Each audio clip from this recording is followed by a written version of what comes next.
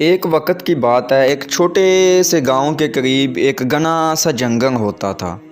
اس جنگل کے بارے میں گاؤں کے لوگ عجیب و غریب کہانیاں سناتے تھے۔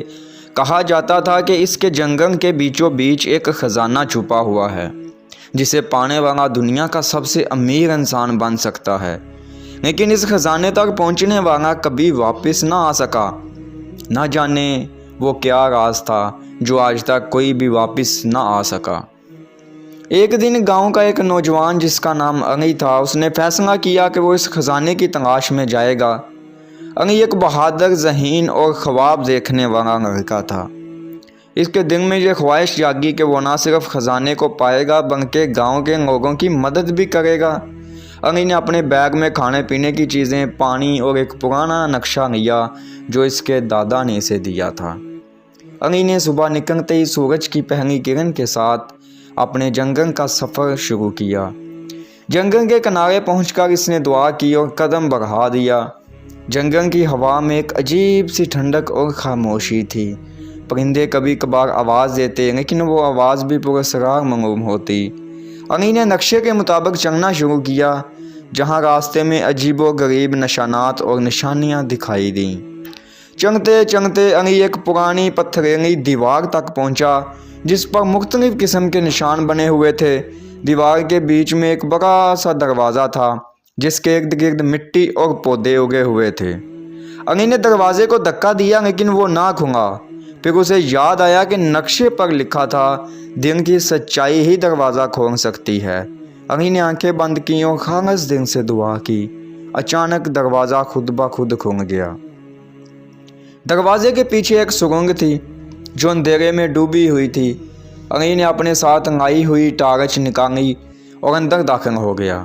کچھ قدم چلنے کے بعد اسے ایک پتھریلا کمرہ نظر آیا، جس کے بیچ میں ایک قدیم لکڑی کی میز پر لکھا ہوا تھا، صرف وہی آگے بڑھ سکتا ہے جو اپنی سب سے بڑی خوف کو شکست دے گا۔ علی نے سوچا کہ اس کا سب سے بڑا خوف کیا ہے۔ تبھی کمرے میں اچانک پانی بڑھنے لگا۔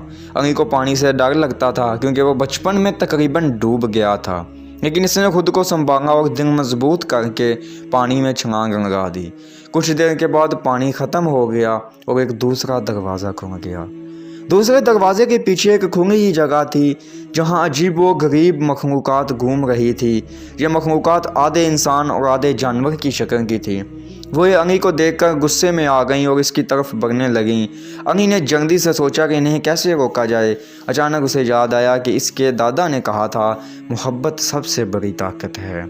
علی نے مخلوقات سے ڈرنے کی بجائے ان سے نرمی سے بات کی اور کہا، میں تمہیں نقصان پہنچانے نہیں آیا، میں صرف خزانہ ڈھونڈنے آیا ہوں تاکہ اپنے گاؤں کے لوگوں کی مدد کر سکوں۔